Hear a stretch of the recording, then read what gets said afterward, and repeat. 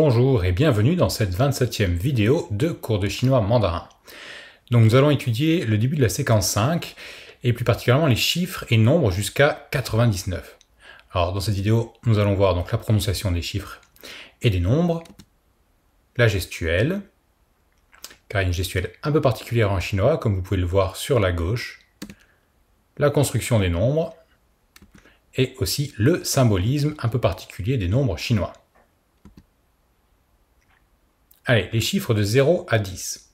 Alors le chiffre 1 se prononce I et parfois Yao. Alors le Yao, c'est une prononciation que l'on trouve qu'en Chine continentale, donc on ne le trouvera pas à Taïwan. Et on l'utilise principalement pour les numéros de téléphone ou les références, quand on énumère des chiffres. Sinon le chiffre 1 c'est I.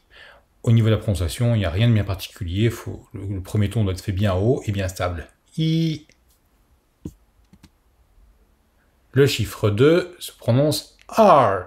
Donc c'est un E très ouvert suivi d'un R. La prononciation qui ressemble un peu à l'anglais américain. Donc il faut bien faire le E très ouvert. R. Et le ton descendant, partir de l'aigu vers le grave. R. Le 3. San. Donc là rien de bien particulier. C'est le premier ton. On le fait bien haut. San. Le 4.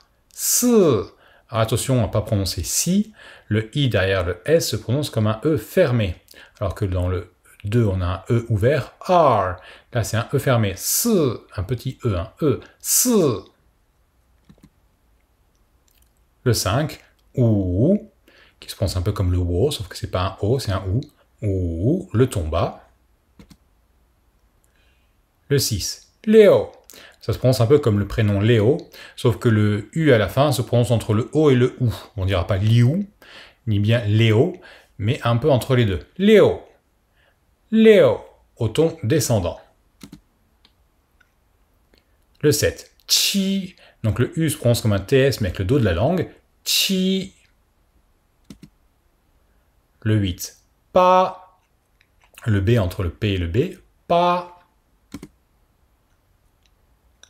Le 9, Jiao. Même remarque pour le O, on ne dira pas Jiu ni Jiao, mais Jiao. Et le 10, Shi. S-H-I. Donc comme pour le 4, le I se prononce comme un petit E, pas dire Shi. Hein. Shi. Et c'est le ton montant, donc on part du milieu entre le grave et l'aigu, et on monte vers l'aigu. Shi. Donc répétez après moi. I. R. 3 4 5 6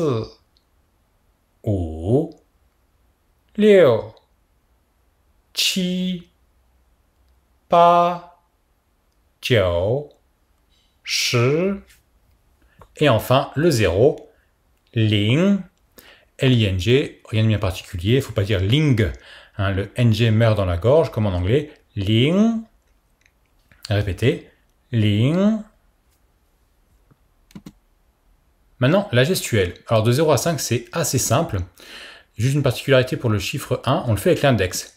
On serait tenté de le faire avec le pouce, mais ça, c'est faux. Ça, en chinois, c'est number 1, numéro 1, c'est super, c'est génial, mais c'est pas le chiffre 1. Donc bien attention, pour le chiffre 1, commencez avec l'index.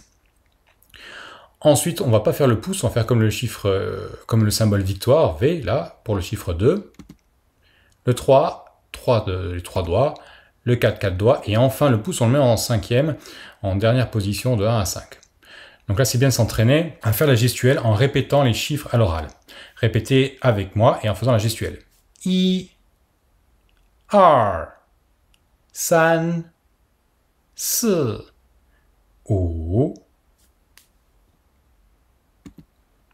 Alors de 6 à 9 c'est un peu particulier. 6 on fait le pouce et l'auriculaire comme ça. Pourquoi? Parce qu'en fait, le caractère 6 s'écrit ainsi et ça représente en fait les deux petits traits qui y a en dessous. Donc on ne peut pas faire tout le caractère en soi, hein, donc c'est juste les deux petits traits. Le moyen mémotechnique, ça fait un peu comme quand on appelle. Donc Léo, comme pour penser à allô au téléphone. Voilà, c'est un petit moyen mémotechnique.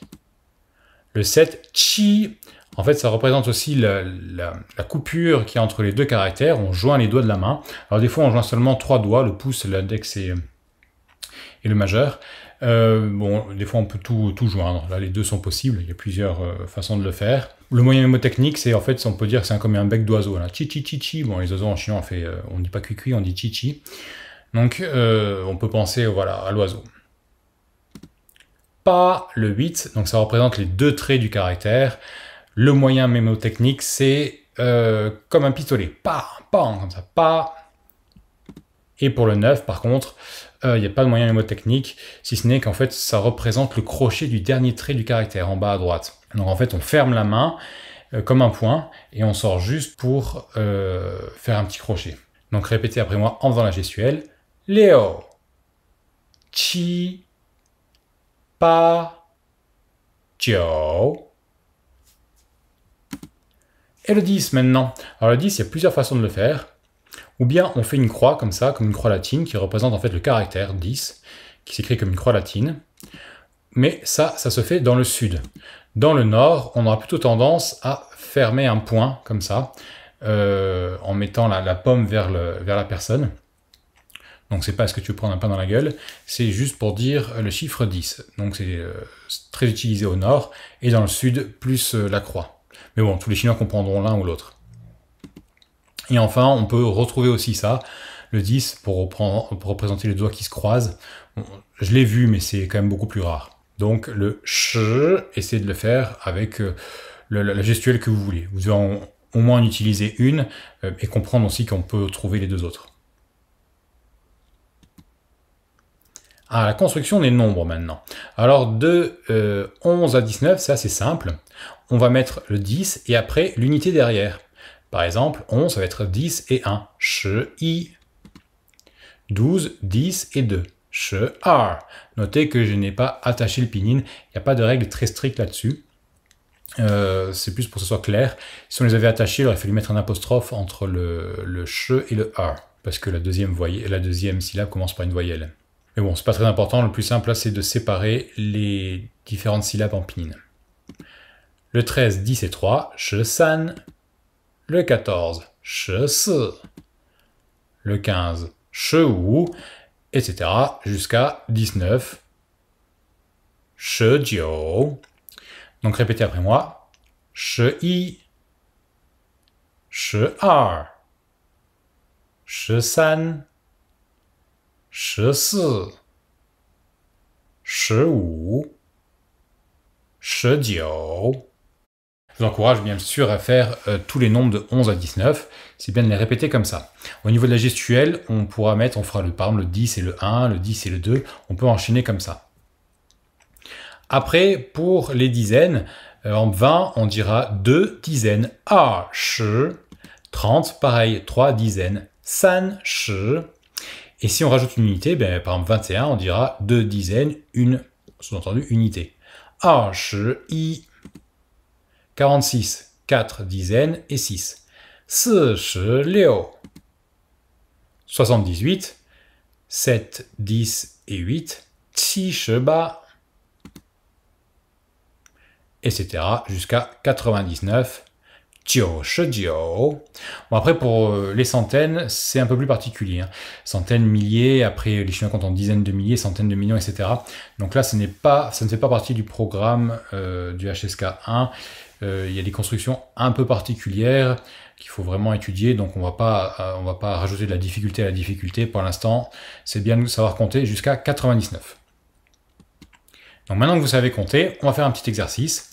Donc comme d'habitude, je vous encourage à mettre sur pause et à reprendre quand vous avez fini l'exercice. Donc les chiffres en pinyin. Allez, on va corriger. Donc 22.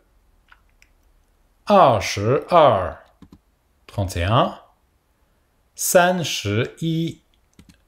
87. Pa, Qi. 98.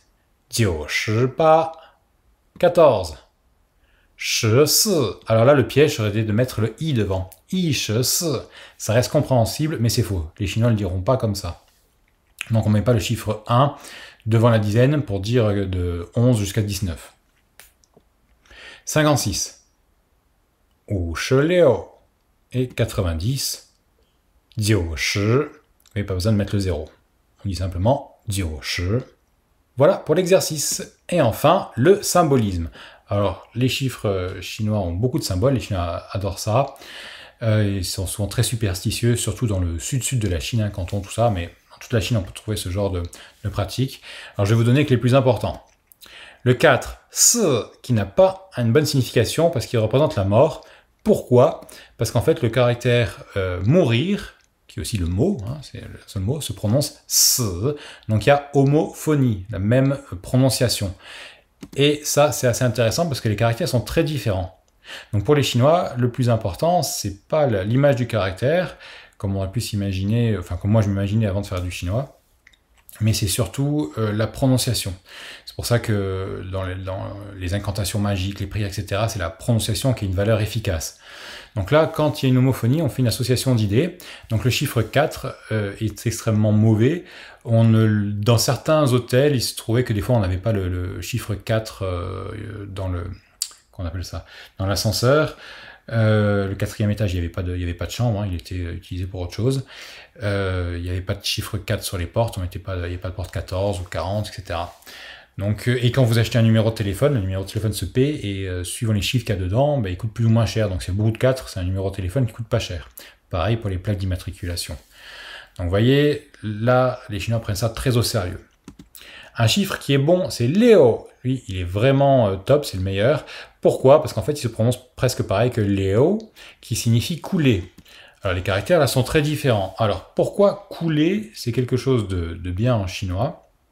Et en fait, la Chine, dans la tradition chinoise, on voit l'univers, le cosmos de façon très dynamique, le fameux Tao. Les choses bougent, évoluent, et c'est en mouvement continuel. Et donc, quand on suit ce mouvement-là, on est dans ce qui est bon, ce qui est bien, ce qui est naturel. Si on va à l'inverse ou qu'on s'arrête, c'est mauvais. Donc là, Léo, quand ça coule, quand tout va bien, quand tout coule d'ailleurs, expression française, c'est bon. Donc on va retrouver le chiffre 6. Alors souvent, on verra 666, 666, qui est nous, qui sommes une tradition judéo-chrétienne, un mauvais chiffre, surtout chrétienne. Pourquoi? Parce que dans le livre de l'Apocalypse, le 666 est relié au chiffre de la bête, pas du diable, contrairement à ce qu'on dit souvent. C'est un peu différent. Bon, je ne vais pas vous faire un cours de catéchisme, mais vous voyez que là, au niveau de tradition, les Chinois ne sont pas une tradition judéo-chrétienne, et le 6 est un très bon chiffre. Donc on le retrouvera souvent, et ne soyez pas effrayés si vous voyez 666 en Chine. Chiffre 8, alors ça c'est un chiffre lié à l'argent. Pourquoi? Parce que pas se prononce presque pareil que fa. Ça aussi, ça m'a toujours beaucoup étonné. Je vois pas trop le rapport entre B et F. Sauf que le B, ce qu'on appelle une bilabiale, on le fait en écartant avec les deux lèvres, et que le F se fait avec une lèvre et les dents du haut. Bon, pas, fa. Mais les Chinois, eux, voient un lien entre les deux. Et les caractères sont très différents. Alors fa, ça voulait dire faire fortune. Hein. Fa tsai, fa littéralement émettre, et tsai la richesse. Fa tsai, c'est faire fortune. Donc le 8 est lié à la notion de s'enrichir. Le 9, alors il a plusieurs sens. Jiao, il était, pour une raison que je n'ai pas trouvée, lié à l'empereur. Donc on le retrouve souvent dans certaines architectures qui sont basées sur le chiffre 9. Vous verrez 9 clous sur la porte, vous verrez des marches avec 9, enfin des escaliers avec 9 marches, etc. Donc bon, c'est à savoir. Là où c'est plus intéressant, c'est que c'est lié à l'alcool, parce que l'alcool se prononce Jiao. Bon, c'est aussi lié au temps qui dure longtemps, parce qu'il y a un caractère qui signifie durer longtemps, c'est Jiao. Donc on peut faire des associations d'idées avec le chiffre 9. Enfin, le 5, ou, qui signifie je ou moi, pas vraiment parce qu'il se prononce pareil que wo, c'est parce qu'en fait l'ancien je se prononçait ou, et puis en fait c'est le wo qui a été pris parce que l'ancien se prononçait comme ou, donc c'est dans le sens inverse. Hein. Bon, c'est pas important, il faut savoir que le chiffre 5 c'est je, c'est moi. Donc par exemple, vous pourrez très bien trouver sur un bar 519, 5, 1, 9, parce qu'on va dire ou, Yao, Jiao, le 1 ici se prononcera Yao, et Yao, donc ou je, moi, wo, Yao, ça se prononce presque pareil que Yao, qui signifie vouloir, et Jiao, de l'alcool. Wu Yao Jiao, wo Yao Jiao, je veux de l'alcool. Voilà, donc il y a plein d'associations d'idées comme ça. Il faudrait que je fasse une vidéo, on pourrait presque faire un bouquin là-dessus. Donc ça dépasse largement le cadre de cette vidéo. Là, c'est juste pour vous introduire les associations de symboliques les plus importantes chez les Chinois. Si vous voulez évidemment en découvrir plus, je vous laisse faire des recherches sur Internet. Mais vous verrez quand vous serez en Chine, vous serez très souvent confronté à ce genre de symbolisme. Ce qui est important à retenir, c'est qu'il est fait sur... le symbolisme est basé sur les liens entre la prononciation, sur l'homophonie. Donc là, vraiment, c'est très différent de ce qu'on pourrait s'imaginer. L'importance du caractère n'est pas aussi, n'a pas vraiment sa place ici. C'est ça qui m'a le plus étonné. Un autre exemple d'homophonie, par exemple, quand on a au Nouvel An chinois, à la fin du repas, on met un poisson cuit sur la table. Et il faut surtout pas le manger parce que le poisson se prononce U, et c'est la même prononciation que U qui signifie excédent, abondance. Et donc on le met là pour faire venir l'abondance pour la nouvelle année qui arrive, qui commence. Et donc faut surtout pas, si vous êtes invité, il faut surtout pas manger ce dernier poisson, parce que c'est à dire sinon vous mangez la richesse à venir dans l'année de vos hôtes. Donc c'est quand même c'est une grosse gaffe. Vous vaut mieux le savoir à l'avance. Voilà, donc c'est terminé pour cette vidéo, j'espère que vous l'avez appréciée et je vous dis à la prochaine.